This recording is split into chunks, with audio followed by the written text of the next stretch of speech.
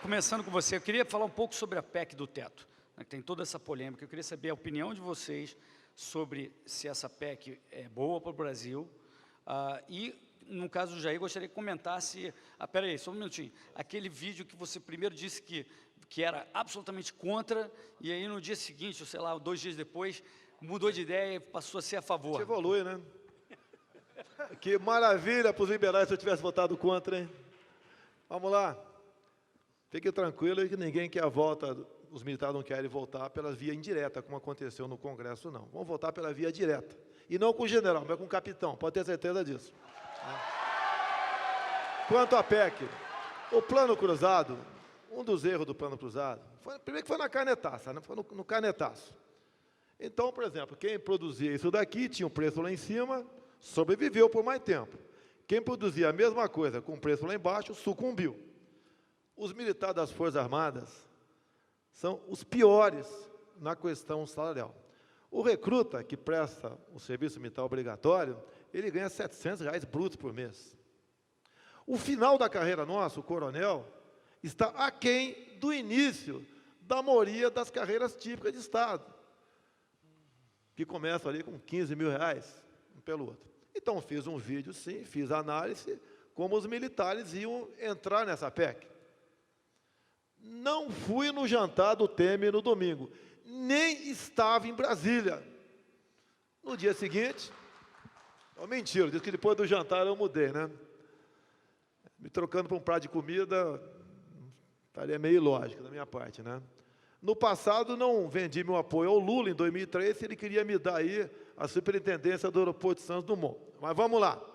No dia seguinte, reuni-me com o ministro Gedel, com o ministro Padilha, com o ministro do Planejamento, com o general do Exército, representante da Defesa, e mais a divisão, e mais a parte técnica toda. Conversamos por mais de 1 hora, dentro do Palácio do Planalto. Depois fomos falar com o Michel Temer. Tive 15 minutos com o Michel Temer e resolvemos ali, né, um assunto onde, no momento, eu estou sendo acusado de barganhar privilégio para militar. Ana Amélia, a senhora que é do Rio Grande do Sul, nenhum militar trabalha menos de 60 horas por semana, sem hora extra. Nós temos hora para chegar, não temos para sair, não temos fundo de garantia. Nas Olimpíadas agora, os militares de Brasília, que ficaram no Rio, ficaram 3 meses, descansando 6 horas por dia, 18 na rua, um estresse enorme. A garotada perdeu a namorada. Ou, se não perdeu, tinha que negociar com o Ricardão lá quando voltou para Brasília. Perderam estudos. A nossa vida é essa. Gente nossa está garantindo as eleições por aí. Não é justo você manter os militares nessa situação salarial com reajuste apenas o equivalente até a inflação do ano anterior. As evasões, Ana Amélia, capitães e tenentes das Forças Armadas, a média, são 240 por ano. São quase 700 segundos e terceiros sargentos na mesma situação. Esta não são as Forças Armadas que nós queremos. Jair, temos que tá, passar. okay? Então, encerrando aqui, conversamos com o presidente Temer, assumiu um compromisso publicamente conosco ali, e eu resolvi, então, votar sim. Eu ia votar sim, independente de qualquer coisa, né? Mas valeu o não. Chegamos à reunião sozinho, Ana Amélia, coisa mais maravilhosa, tem a receber. Não, eu estava sozinho, tinha o deputado federal comigo aqui, meu sombra aqui, que é o Eduardo Bolsonaro, foi comigo para lá também. Negociamos, conversamos, e a questão das Forças Armadas, pela palavra do presidente da República, está pacificada. Senadora.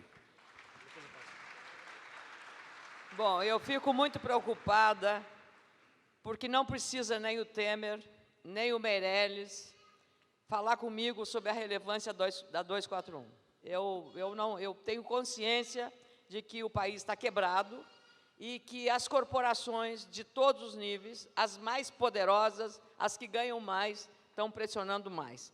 E a desculpa é esfarrapada dizer que a educação e a saúde vai perder dinheiro. Então, eu estou vendo essa PEC como um arranjo para consertar o estrago deixado pelo PT. O PT criou 44 estatais. E nós estamos falando aqui de um Estado eficiente, mas estatal tem provado no Brasil, e a Petrobras é o exemplo mais claro disso, dos danos que fez. Então, para a compreensão de arrumar minimamente o Estado brasileiro, esse ajuste fiscal é necessário, porque a Dilma caiu por pedalada, por não respeitar o orçamento, por todas as estripulias que fez na gestão, uma gestão temerária. E a PEC 241, no meu entendimento, é recolocar o nosso país minimamente nos trilhos. E a educação e a saúde não vão perder, porque há correção e há um cuidado em relação a essas matérias. Até porque, no caso das emendas parlamentares, saúde tem prioridade com o orçamento impositivo do recurso que nós destinamos para a saúde.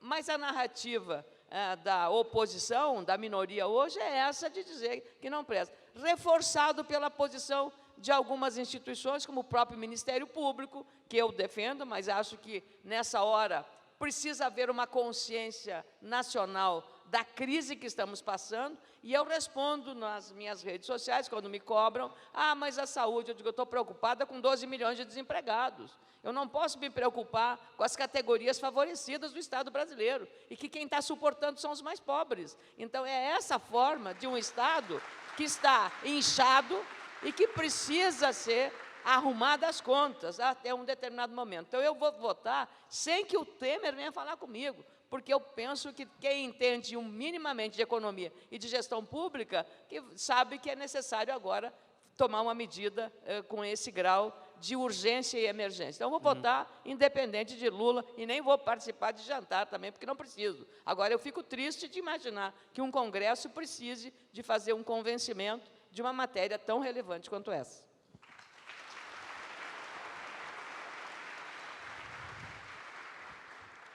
A situação está posta. O Estado brasileiro vem, historicamente, gastando mais do que arrecada, gastando mais do que devia e gastando mais do que precisa. E muito mal, muito mal. E existe uma série de distorções em cada classe, cada segmento que precisam ser corrigidas. Mas se a gente colocar a correção de uma dessas distorções como requisito para apoiar propostas gerais de austeridade, bom, aí a gente vai estar mostrando que o nosso compromisso é com uma classe e não com o futuro do país. Acho que isso é algo que tem que ficar claro.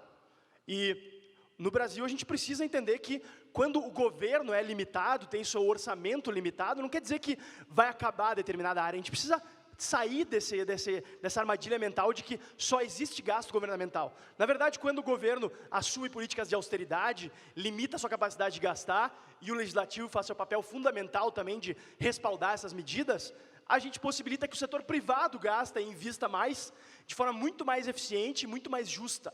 Não vai diminuir o orçamento para a saúde, vai, na verdade, diminuir o orçamento estatal. O que o governo tem que fazer urgentemente é liberar o setor privado para investir mais e melhor. Por exemplo, no Brasil, o hospital paga imposto, escola paga imposto, remédio paga imposto. Isso é um absurdo. Isso é uma maneira de o Estado tirar com uma mão e dar com outra. O Estado brasileiro é um grande monstro que vai lá e quebra a tua perna e depois te oferece uma muleta para andar.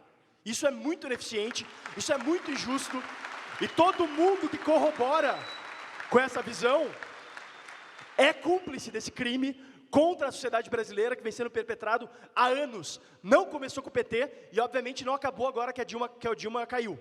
A gente precisa seguir vigilante e seguir defendendo as ideias liberais de verdade no cenário político.